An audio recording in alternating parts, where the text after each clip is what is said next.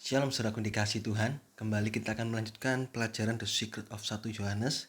Kita sudah masuk di dalam 1 Yohanes 4 ayat yang ke-10 dan kita akan lanjutkan sampai ayat yang ke-11 saudaraku. Di dalam ayat yang ke-10 saya akan bacakan dalam terjemahan King James Indonesia, berbunyi demikian. Di dalam inilah kasih itu, yaitu bukannya kita yang mengasihi Allah, tetapi Allah yang sudah mengasihi kita dan telah mengutus putranya untuk menjadi korban pendamaian bagi dosa-dosa kita. Ayat 11, kekasih, jika Allah sedemikian mengasihi kita, kita juga patut mengasihi satu sama lain. Nah, video kali ini kita akan belajar tentang Allah itu lebih dahulu mengasihi kita. Bukan kita yang lebih dahulu mengasihi Allah. Salah. Allah dulu yang mengasihi kita. Nah, di dalam dua ayat ini masih perikopnya tentang kasih Allah.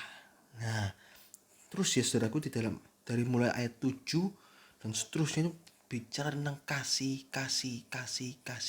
Tidak ada sama sekali kebencian yang Allah ajarkan buat anak-anaknya. Tidak ada. Selalu kasih pengampunan. Nah, kalau kita muncul kebencian, muncul rasa tidak senang, dari mana? Pasti bukan dari Allah, saudaraku ya. Nah, kita harus memahami hal tentang kasih Allah ini, yaitu Allah itu lebih dahulu mengasihi kita. Di dalam 1 Yohanes 4 ayat yang ke-19, nanti kita akan belajar di dalam ayat ini, tapi nanti saya hanya bacakan ayatnya. Kita mengasihi dia sebab dia yang pertama-tama mengasihi kita.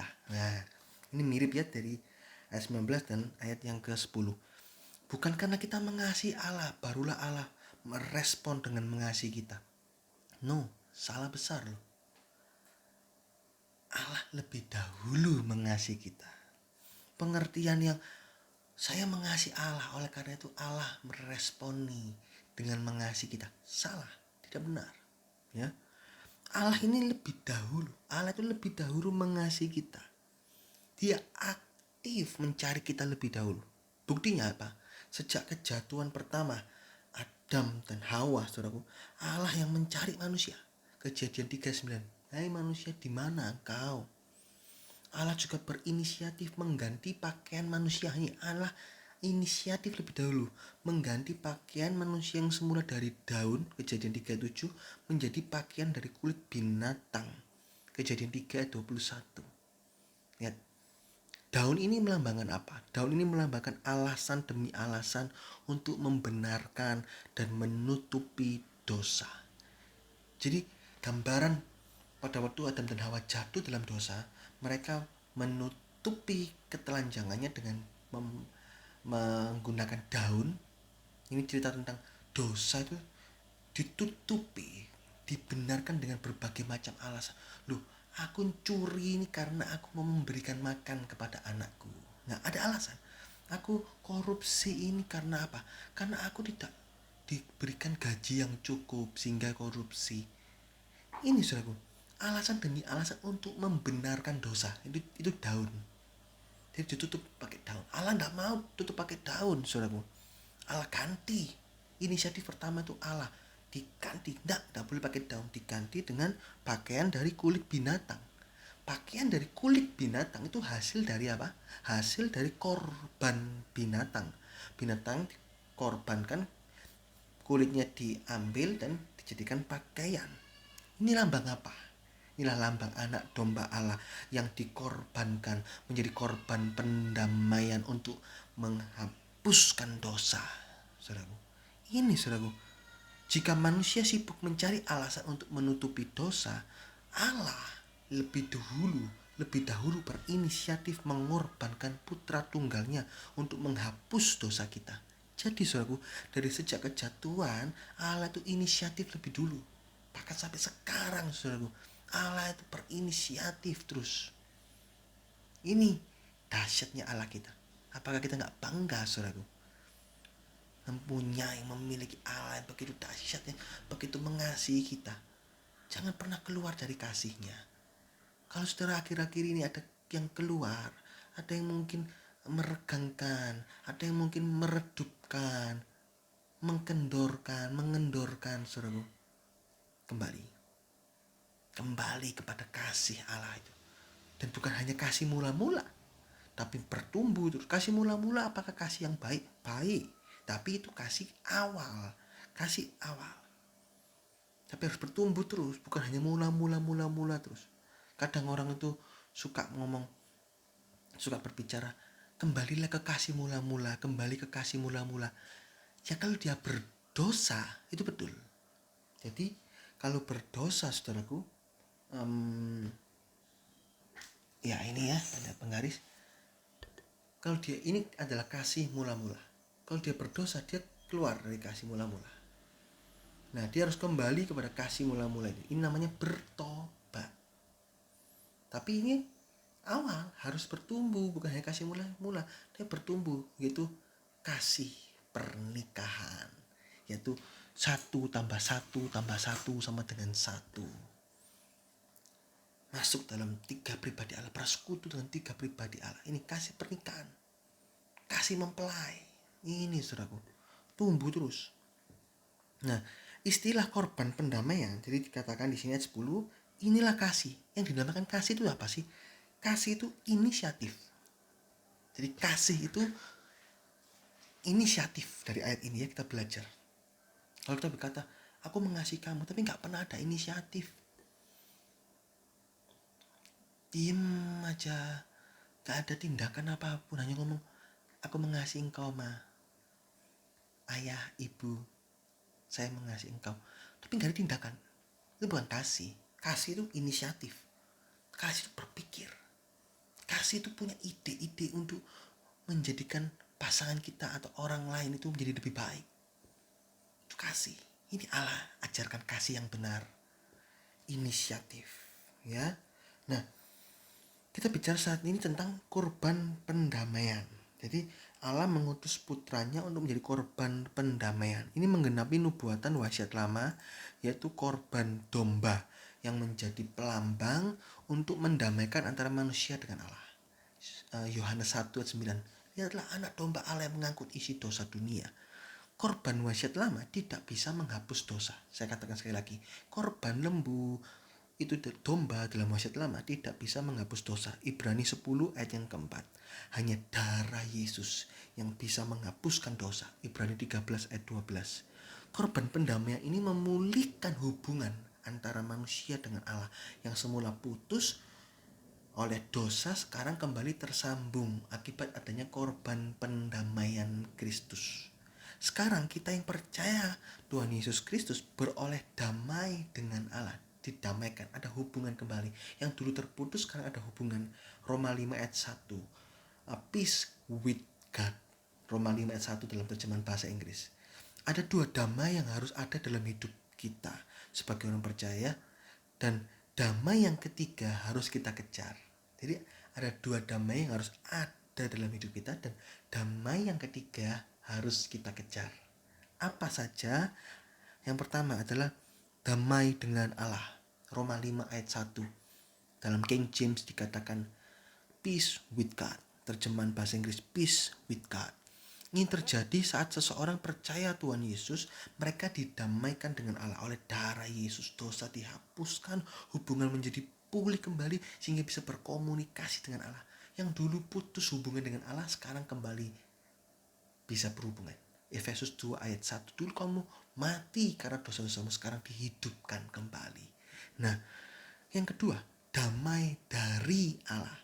Peace from God.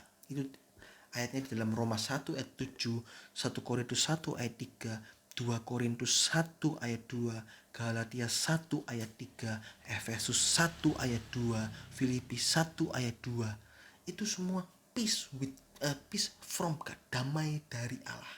Ini adalah langkah selanjutnya yang harus kita lakukan setelah kita percaya, yaitu kita harus minta damai dari Allah. Ini minta, Tuhan, biar damai-Mu itu menaungi saya, tinggal dalam hidup saya. Damai sejahtera Allah yang melampaui segala akal itu memelihara hati dan pikiran saya. Ini doa-doa kita harus kita lakukan itu, saudaraku. Itu dalam Filipi 4 ayat yang ke-7. Kita memerlukan damai sejahtera. Bahasa Yunani damai sejahtera itu eirene. Damai sejahtera dari Allah untuk tetap eksis dan bersinar di tengah-tengah dunia yang bengkok dan terbalik. Dunia ini tidak ada kepastian. Dunia ini penuh dengan dosa, bengkok sana, bengkok sini, dan penuh dengan terbalik-balik. Itu dunia, saudaraku. Kita perlu damai dari Allah, damai sejahtera Allah. Itu bisa membuat kita tetap eksis, tetap bersinar, berguna untuk membuat kita tetap tenang di tengah-tengah dunia yang begitu jahat. Ini, saudaraku, tenang, gak bereaksi dosa. Kita bisa berpikir, perasaan, bertindak sesuai kehendak Allah. Filipi 2 ayat yang kelima. Damai sejahtera dari Allah, peace from God, ini mengawali hati dan pikiran kita, membuat kita tidak sampai bertindak dan berpikir menurut dunia ini. Kalau kita disakiti, damai dari Allah, ada damai, kita bisa tenang. Oh iya, mengampuni, oke, aku ampuni. Kalau gak ada damai, kita disakiti, langsung balas, dendam. Itu dunia. Kalau dari Allah, tidak. Nah, ini saudara, bedanya kita tidak bereaksi dosa. Kita bisa berpikir, bertindak, berperasaan seperti Kristus, saudaraku. Itu damai dari Allah.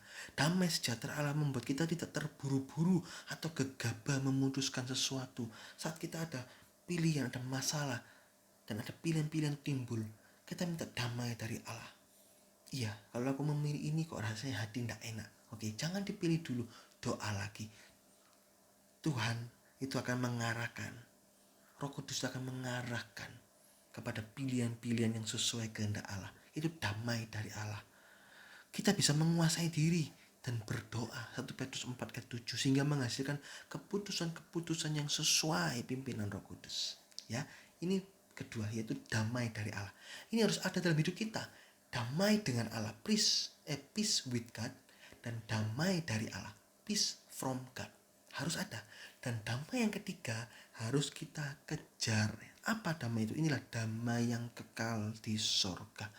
Wahyu 20 ayat 3 sampai 4. Pada akhirnya saat Tuhan Yesus datang kedua kalinya, entah itu secara pribadi atau bersama-sama. Secara pribadi itu peristiwa kematian. Amos 4 ayat yang ke-12. Bersiaplah menghadap Tuhan Allahmu. Itu kedatangan Tuhan Yesus secara pribadi. Dan kita harus siap, saudaraku. Saat kita mati dalam Tuhan, kita punya damai yang kekal di sorga selama-lamanya.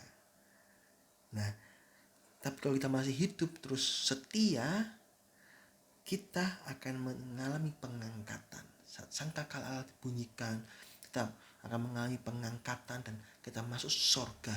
Kita akan mengalami damai yang kekal di sorga.